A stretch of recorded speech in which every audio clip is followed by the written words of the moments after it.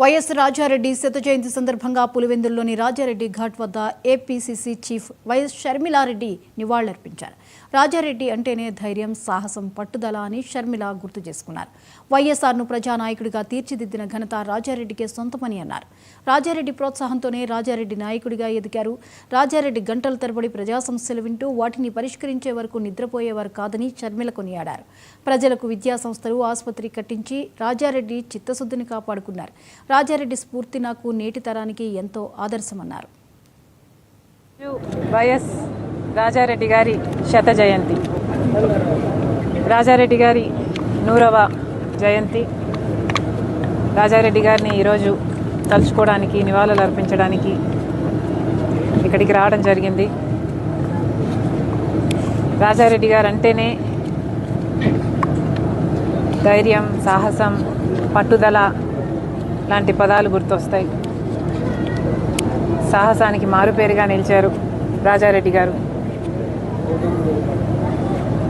రాజారెడ్డి గారు రాజశేఖర్ రెడ్డి గారిని మలచడంలో కూడా ప్రజా నాయకుడిగా రాజశేఖర్ రెడ్డి గారు అంత లెజెండ్ అయ్యారు అంటే ఆ ప్రోత్సాహం అంతా రాజారెడ్డి గారిదే.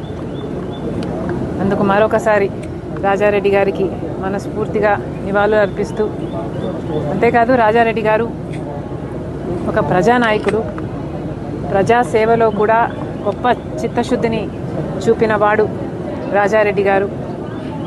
రాజారెడ్డి గారు నాకు గుర్తుండే, నేను చూడ్డమే, గంటల తరబడి ఎంతోమంది ప్రజల సమస్యలు వినేవాళ్ళు, పంచాయతీలు చేసేవాళ్ళు, పరిష్కరించేవాళ్ళు.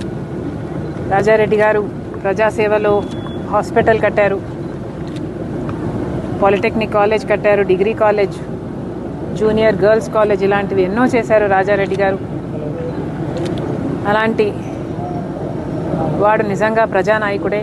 ప్రజల గుండెల్లో ఇప్పుడే కాదు, చిరస్థాయిగా నిలిచిపోయే వాళ్ళల్లో ఒకరు వైఎస్ రాజారెడ్డి గారు. మరొకసారి ఆయన సాహసాన్ని, ప్రజాసేవలో ఆయన చిత్తశుద్ధిని, ఆయన ఆడబిడ్డలను చూసుకునే విధానాన్ని, వీటన్నిటినీ మరొకసారి తలుచుకుంటూ ఆయన ఒక స్ఫూర్తిగా నిలుస్తారు. మా తరానికే కాదు, రానున్న ఎన్నో తరాలకి అని చెప్తూ మనస్ఫూర్తిగా నివాళులు అర్పిస్తుంది. వైసీపీ నేత సురేష్ బాబుకు హైకోర్టులో ఊరట తగ్గింది.